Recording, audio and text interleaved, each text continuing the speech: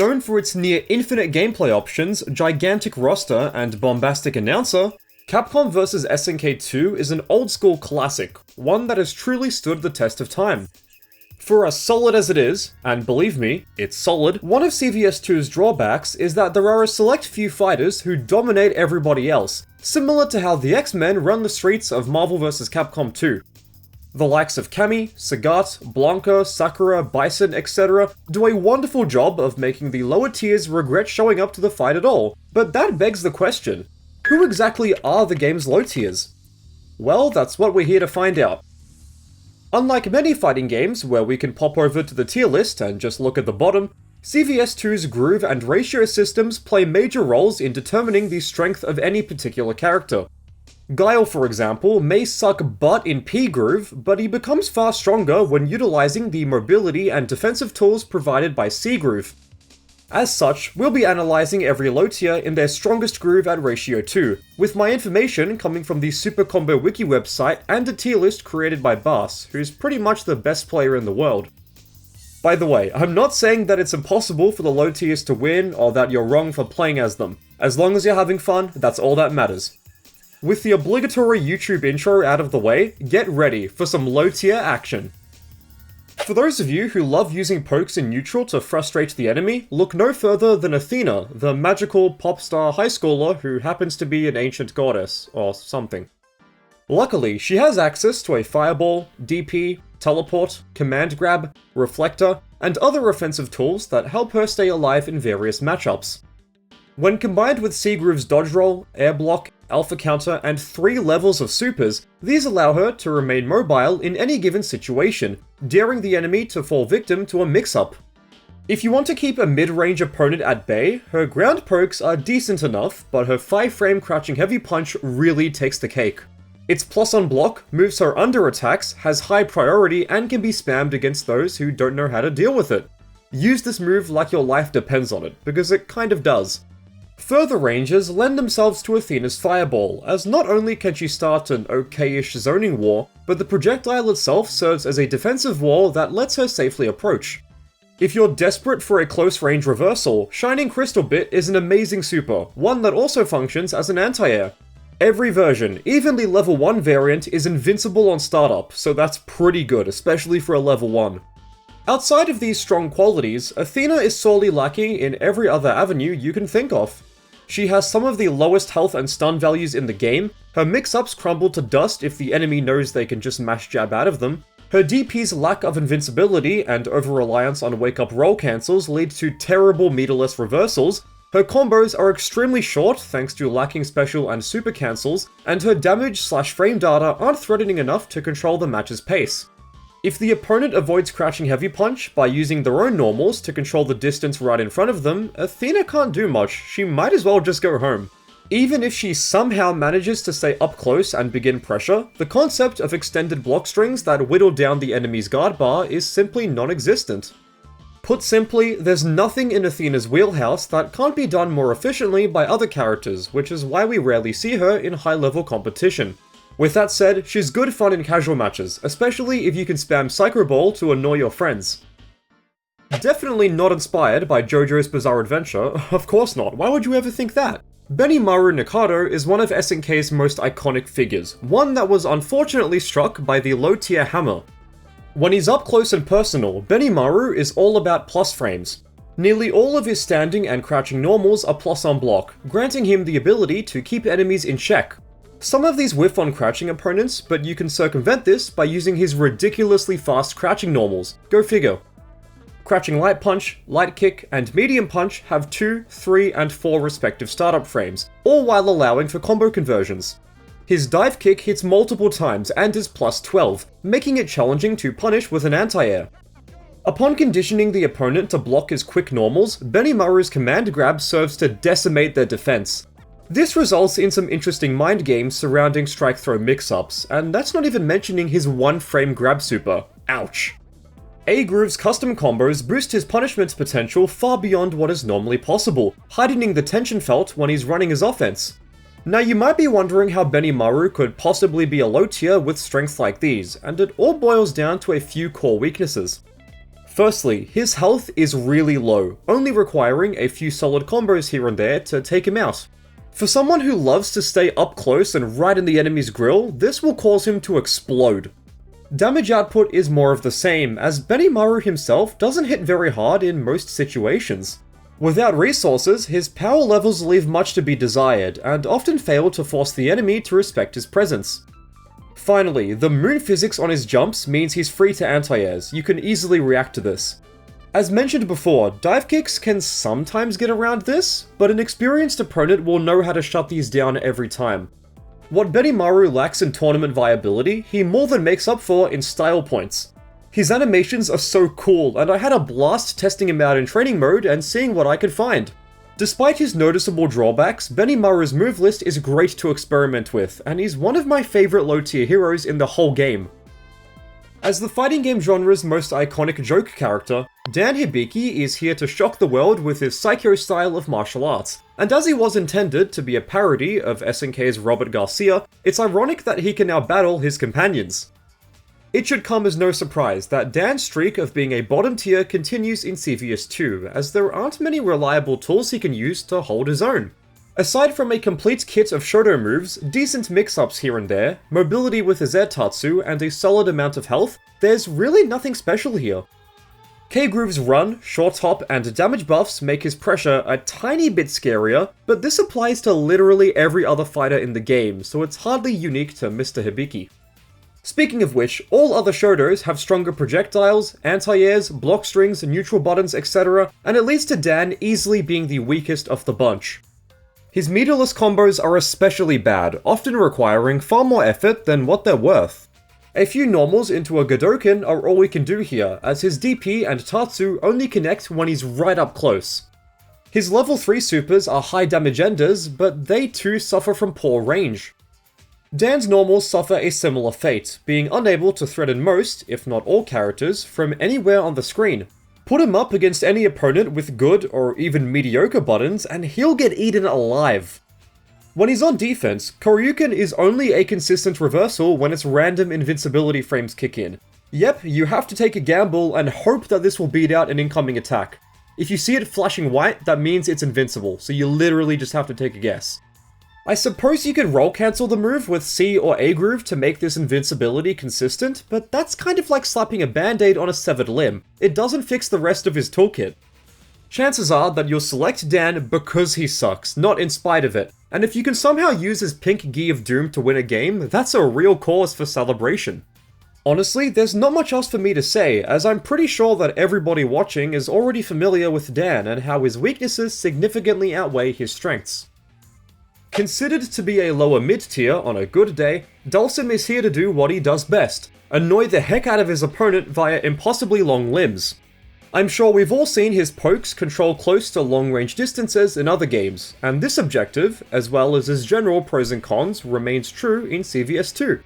In fact, I would argue that outside of how the groove system impacts the ways in which he accomplishes these goals, there's nothing particularly unique about how he functions. Out of the game's 6 grooves, C-Groove is the optimal choice, as its offerings almost feel designed to cover Dhalsim's blind spots. Level 2 super cancels let him tack on extra damage, Alpha Counter is an easy way to escape block strings, air blocking makes his extremely floaty jump safer than usual, and his specials can be roll cancelled for a crap ton of invincibility frames. His teleport, drill kicks, and supers can work wonders when spaced correctly, but that begs the question. Why exactly is Dhalsim believed to be a low tier? After thinking about how he interacts with other fighters and studying SuperComboWiki, I've come to the conclusion that his neutral offerings have a horrible risk-to-reward ratio. Think about it this way, Dhalsim's at his best when the enemy is far, far away. If they quickly manage to close in on him, which the popular grooves allow for, mind you, his most reliable options are to use a low damage combo, throw, or a well-spaced anti-air to send them flying away back into his win condition space. However, if Dhalsim gets hit by even a single punish and the opponent begins their pressure, this is enough to instantly even the playing field. Plus, if all you care about is a character with strong neutral control, Dhalsim is far from the only offering on the select screen. In my view, he's one of the most interesting characters we'll cover in the video, simply because his archetype is so simple yet so extreme. If he's in the driver's seat and everything is working as intended, Dhalsim can feel like an unstoppable powerhouse, but if he slips into the wrong lane, it's lights out. It might be cheating to bring a katana into a street fight, but what the hell. In a nutshell, he keeps the enemy stuck in his effective ranges and drains their guard bar through sword-based pokes. From non-committal light and medium punches to his risky yet highly rewarding standing heavies, these are the cornerstones of Haohmaru's basic strategy. As Samurai Showdown itself was a partial inspiration for K-Groove, it should come as no surprise that our samurai buddy can use it to great effect. Just defend results in otherwise impossible punishes, running makes it easier for him to enter his beloved mid-range, short hops lead to close-range aerial pressure, and rage damage makes his pokes and counter hits even scarier. This final quality alone is enough to make him highly intimidating, as the damage dealt by simple normals and combos quickly adds up. Haohmaru's special moves include a slow fireball that knocks down on hit, a fake fireball used to throw off the opponent's timing, an anti-air DP that's his best meterless combo ender, and an overhead slash that's hard to punish when spaced. None of these have any standout properties, but they complement his poking-oriented game plan nicely. It's important to note that he has zero reversals outside of his DP super. By the way, it drops against airborne fighters, making it almost useless as an anti-air. His meterless damage isn't amazing either. It's not bad, but it's nothing mind-blowing, so in order to take the round, he'll have to win multiple dangerous interactions. In what might be Haohmaru's biggest weakness, his linear nature is a double-edged sword. On one hand, it's straightforward enough to allow for all types of players to understand how to handle common situations, but a lack of mix-ups and off-kilter attacks lead to predictability. In layman's terms, he's way too honest. Viability-wise, yeah, it's not exactly what you'll want in high-level competition, but I can't help but think it beautifully reflects upon his origins. At the risk of sounding like a Reddit armchair philosopher, Haohmaru was born and bred to be a samurai, a warrior who lives and dies by the blade. This concept has existed since biblical times, but to have it be reflected via gameplay when fighting Cammy, this is rad. Even with his weaknesses coming into play, there's nothing like landing your first ratio 4 heavy punch. Look at the damage! Ever wanted to combine the brutality of Muay Thai with plasma beams? Well, look no further than Sagat. But hey, King is here too. Jokes aside, CVS2's player base has never held King in high regard, even with her terrific animations. Thanks to her low damage, health, range on key normals, and lack of scary mix-ups, she likes to stay at least a half-screen distance away to begin zoning. Venom Strike is an average projectile that can be shot out twice for extra damage, and if they jump forward, standing heavy kick and crouching heavy punch are useful anti-airs, especially the former. This is fantastic. Now that's not to say that she lacks any close range options, just that they're far from being strong. Her plus on block jabs can catch incoming opponents, close heavy punches combo potential makes it great for punishment, crouching medium kick is fast and links into mirage kick, slide is a surprise low that's safe when spaced, and crouching heavy kick is a sweep that's only -3. C-Groove even lets her link level 2 silent flash, which is her strongest super, into heavy trap shot. This may seem inconsequential, but the combo's damage is comparable to the level 3 super. On top of this, King has a top tier role, one that's considered to potentially be the best in the game. It doesn't matter if you can't roll cancel yet, as the speed and range are fantastic on their own. Outside of this, there's nothing about her that isn't outshined by the rest of the roster. I mentioned some general weaknesses earlier, and they'll all be returning later for the other characters, so stay tuned, but there's a specific one that really drives the nail in the coffin. Watch any match footage from the past 3,000 years or so, and you'll find that many players love using K-Groove. Unfortunately, King's low damage normals build this meter extremely quickly. Keeping up with CVS2's legion of K-Groove demons is already challenging enough, but now it's even harder to survive thanks to how quickly they can receive their damage buff. Without meterless reversals to keep her safe, getting knocked down once can lead to an untimely demise. In spite of this, I think King is one of the coolest characters in the game. Doing all of those kicks without splitting her pants takes real skill, dude. Remember Rival Schools, that game where you could pit teenagers against each other in an anime high school fight club? In their infinite wisdom, Capcom decided to give the series some CVS2 representation through Kyosuke. For reasons that I assume involve the balancing team hating the fanbase, he's arguably the worst character in the game. Sorry Rival Schools fans, Kyosuke has to see me after class.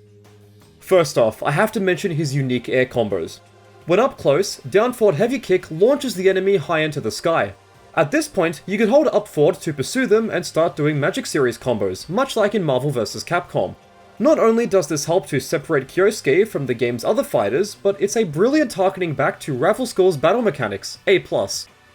He's also got projectiles, anti-airs, long-range pokes, consistent combo enders from light normals, and 5 supers, each with a specific purpose. Having said all that, yeah, he still sucks, so let's get into it. Those special moves I just mentioned? Yeah, they're not great, and in the interest of time, we'll speed through them. With 16 startup frames, Cross Cutter is at its best when connecting from a distance right before it disappears. If performed earlier, Kyosuke is left open for big punishment. Oh yeah, all versions are at least -13 on hit too, so thanks Capcom. Gane Wave is laughably unsafe on block or whiff, but its trajectory shift can sometimes punish certain anti-airs. Gane Breaker is a leaping overhead that can initially frustrate newer players, although they can easily react to the startup once they become familiar with the matchup. Raijin Uppercut is an anti-air that covers the immediate vertical space. What it lacks in damage, it makes up for with range and combo potential, and you can easily link into a Gane Kick. A ground and air special, Gane Kick functions as a reliable combo ender. It's nothing too crazy, but it's still nice to have. While I love their animations and sound design, it would be wrong of me to claim that these specials assist Kyosuke's neutral game. They don't function as intimidating reversals or approach tools, even with K-Groove's mobility and damage boosts in full effect. Thankfully, his supers, which really are his specials but just on steroids, are leagues more effective for their juggle potential. Finally, Kyosuke has very low health and stun values. I feel like I've been saying this ad nauseum, but the risks he takes to control his most effective ranges don't measure up to the rewards. This leads to a fighter with poor offense, defense, combos, mix-ups, mind games, reversals, and whatever else you can think of. Because of this, you'll rarely, if ever, see him in high-level competition. Sorry, Kyosuke. Wait, Yoon is the next character? As in the meta-defining monster who's a top tier in not 1, but 2 games? He's low tier? What is he doing here? Believe it or not, CVS2's completely different ecosystem is one that Yoon struggles to thrive in, earning him a place towards the bottom of the tier list. Now you might assume that P-Groove's parry ability would gel nicely with Yoon's aggressive suite of attacks, since, you know, it's literally the third strike groove, but this couldn't be further than the truth. In reality, C-Groove's air block lets him fake a dive kick to bait out an anti-air, Alpha Counter is a close range get off me tool, and his level 2 super combos are awesome. The groove lets you cancel these into specials for extra damage and resource gain, which is crucial when you're playing as Yoon. Even without these techniques, his mix-ups and combo strings help him get into the enemy's head, although their damage output is a far cry from Street Fighter 3. Unlike that game, where you can quickly build meter for Gane Jin and instantly have a leg up on the competition, the super just doesn't exist in CVS2, forcing Yoon to play a more honest style of neutral. As SuperComboWiki puts it, his mid to long range buttons have little follow-up potential and average startup, whereas his close range buttons lack high damage. Instead of having a normal that kind of does everything, the Yoon player has to know exactly when and where to use each attack. Strike properly, and you can force a world of mix-ups, dive kicks, and target combos, but if you mess up even once, that's enough to end almost all of his forward momentum. Low health values return with a vengeance, as he has less life than Athena. Coupled with 0 meterless reversals and a propensity to be stunned almost instantly, Yoon gets melted like butter when dealing with characters who can cover his effective ranges. He's a close-ranged mix-up fighter who lacks the necessary stats to survive at these ranges, and even his plus-on-block dive kick falls victim to CVS2's many powerful anti-airs. When competing against other low to mid-tier fighters who lack the tools to prevent him from approaching, Yoon's shortcomings may not feel that severe. On the other hand, put him up against any high tier with abusable normals and the tables get turned in the blink of an eye. If you can make peace with his weaknesses and play some excellent neutral, there's a lot of fun to be had here, especially with his level 2 combos, they never get old. Although I often confuse her for Sakura when I'm without my glasses, Yuri Sakazaki has just as much energy as her rival, being the perfect foil to Street Fighter's most iconic high schooler. Sakura's explosive use of A-Groove is enough to demolish many fighters, and I really wish I could say the same for Yuri. On the bright side, she's got relatively simple execution requirements, a few of her pokes control the space directly in front of her, and there's a surprising amount of variety within her move list.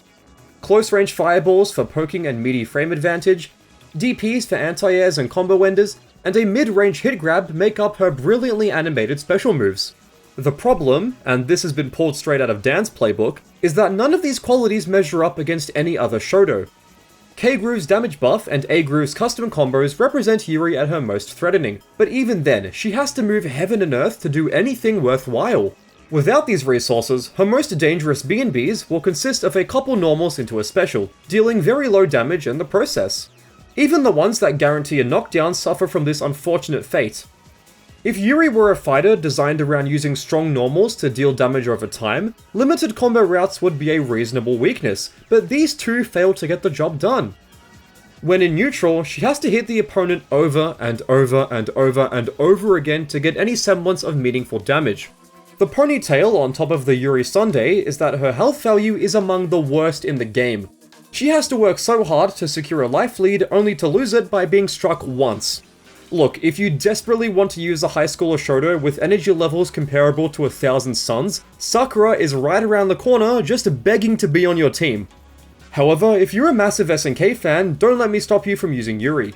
She might be the definition of a struggle character, but I can't deny that seeing her slap an otherworldly demon is hilarious. Oh yeah, Zangief is my man! As the final lower mid-tier, Geef's general strategy is what we've grown accustomed to over the years. Utilize careful movement to close the distance, throw out pokes to keep the enemy scrambling, and then destroy their spinal cord when they've been conditioned to block. However, throwing K-Groove into the mix transforms this tried and true strategy into something far deadlier. But for now, let's cover Zangief's universal strengths. First and foremost, Geef boasts the highest health and stun values in the game. Being able to take a beating and survive heightens his fear factor, allowing him to achieve his goal of striking fear into the opponent's psyche. His combos are limited, but the raw damage from many normals more than makes up for this. The damage dealt by anti-air swipes, mid-range pokes, and crouching heavy attacks work wonders for slowly chipping away at the enemy's health bar. And for when you need to take them to Punishment City, look no further than his character-defining SBD. With one startup frame, this is Zangief's most important and iconic attack, being able to deal massive damage in the blink of an eye. Going back to K-Groove now, characters with high health can enter rage more often, a concept that our muscly friend loves to capitalize on. Even his most basic swipes deal significant damage when enraged, so you can imagine how painful his specials and supers must feel. Additionally, K-Groove's Just Defend leads to damageless meter build and instant SPD punishes thanks to its frame advantage. The groove also provides Zangief with a short hop and run, culling his mobility issues. I can't stress enough how many benefits Geef is provided with for selecting K-Groove. It turns an already scary grappler into a death machine, provided you play your cards right. Soul-crushing command grabs aside, Zangief suffers from the same drawbacks he experiences in Street Fighter. There's no chance of him ever dealing damage from a faraway distance, forcing him to use limited mobility tools to close the gap. His size leaves him open to mix-ups, overheads, anti-airs, projectiles, etc., and he suffers when under the pressure of the game's more belligerent normals. This is hardly a Zangief-specific weakness, but it doesn't help either. For all his drawbacks, the feeling of making a hard read for massive rewards will never get old. Man, Geef is cool. Before I travelled to Japan and spent more money than I would like to admit on CVS2, I never saw too many low tiers, but after having the opportunity to play against real people and take on their wacky teams, the idea to document the game's weaker fighters punched its way into my head. It's a format that I've applied to the Marvel vs. Capcom games, and as CVS2 is another one of Capcom's colourful crossovers, I hit the ground running as soon as I got home. Once again, thank you so much to the SuperComboWiki website for their extensive documentation. The amount of games they feature kind of carries my channel, and I highly recommend giving them your support. There are some finer details I've omitted in the video due to time constraints, so if there's anything you feel should be expressed, feel free to let us know in the comments. If you made it all the way to the end, thank you so much for watching. I appreciate you and your time, and I hope you had fun. Take care, and I'll see you in the next one.